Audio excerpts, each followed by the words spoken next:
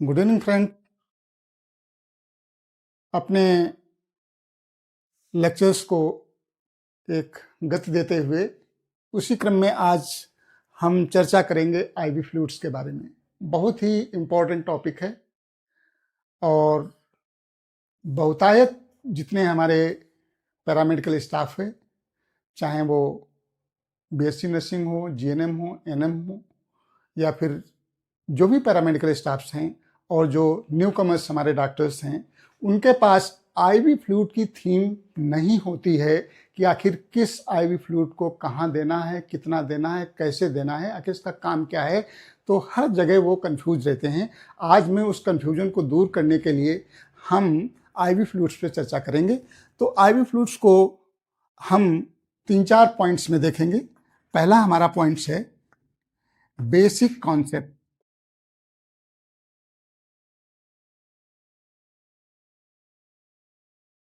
Basic concept. अब जब हमें बेसिक कॉन्सेप्ट सिर्फ नहीं पता होगा कि आखिर आईवी फ्लूइड होता क्या है और कहाँ पर इसकी ज़रूरत होती है और किस तरीके से बॉडी में डिस्ट्रीब्यूट होता है, तो उससे पहले हम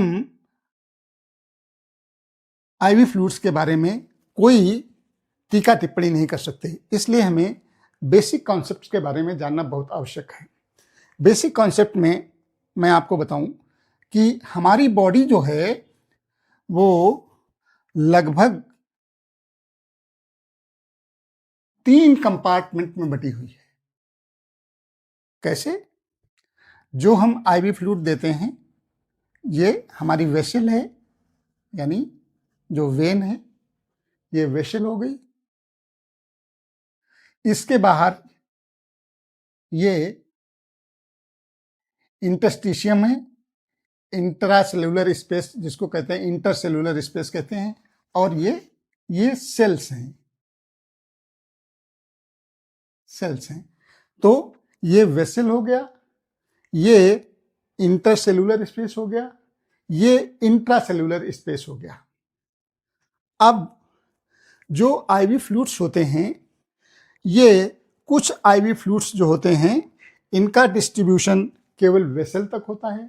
वो वेसल की जो सेमी परमेबल मेम्ब्रेन है उसको क्रॉस करके ना इंटरसेलुलर स्पेस में जाते हैं ना ही इंट्रासेलुलर स्पेस में जाते हैं।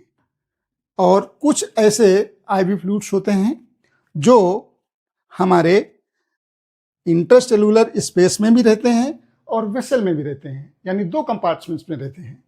और तीसरे वो फ्लूइड्स होते हैं जो तीनों कंपार्टमेंट में इक्वली डिस्ट्रीब्यूटेड होते हैं, यानी वेसल्स में भी होते हैं, इंटरसेलुलर स्पेस में भी होते हैं और सेल्स में भी होते हैं। तो इसके लिए हमें टाइप्स ऑफ आईवी फ्लूइड्स के बारे में जानना पड़ेगा और कहाँ कहाँ उनका डिस्ट्रीब्यूशन होता है वो जानना पड़ेगा। तो ये तो एक छोटा सा बेसिक कॉन्सेप्ट रहा। और अब हम टाइप्स ऑफ आईवी फ्लूइड्स देखते हैं। सभी लोग बहुत अच्छी तरीके से जानते हैं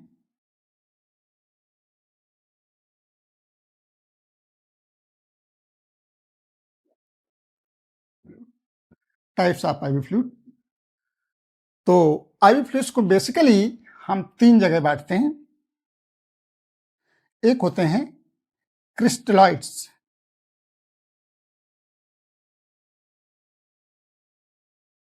क्रिस्टलॉइड्स। दूसरे होते हैं कोलाइड्स और तीसरा ये हम ब्लड कंपोनेंट्स होते हैं, blood components, crystalloids, colloids and blood components. Crystalloids में जितने भी क्रिस्टल क्लियर आईवी फ्लूइड्स होते हैं they are known as crystalloid fluids. जैसे आपका एनएस है, यानी जो बिल्कुल क्रिस्टल क्लियर होते हैं, एनएस है, डीएनएस है, आरएल है, आइसो है, डेक्सटोज है, वट एवर इट इज 5%, 10%, 25% ये माने नहीं रखता है। लेकिन जितने भी क्रिस्टल क्लियर, बिल्कुल क्लियर सोल्यूशंस होते हैं वो क्रिस्टलाइट्स होते हैं।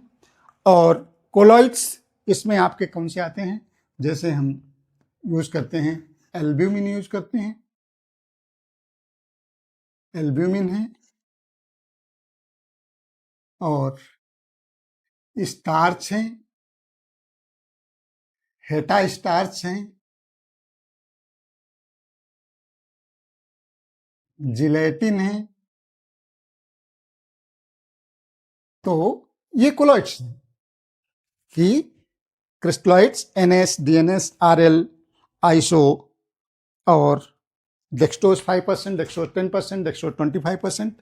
और कोलॉइड्स में एल्ब्यूमिन, जो थोड़े से कोलॉइड्स में जिसमें सस्पेंडेड पार्टिकल्स होते हैं, थोड़े से गाढ़े होते हैं, जिसमें आपका एल्ब्यूमिन आता है, हेटा स्टार्च आते हैं, लिपिड्स आते हैं और आपके जिलेटिन्स वगैरह आते हैं। ये हमारे पास कोलॉइड्स होते हैं। और ब्लड कंपोनेंट्स हम आप जानते हैं कि होल ब्लड है, RBC है, PRBC है, FFP है, प्लाज्मा है और आपका रैंडम प्लेटलेट्स हैं और सिंगल डोनर प्लेटलेट्स हैं। जो ब्लड कंपोनेंट्स हैं वो अलग से होते हैं।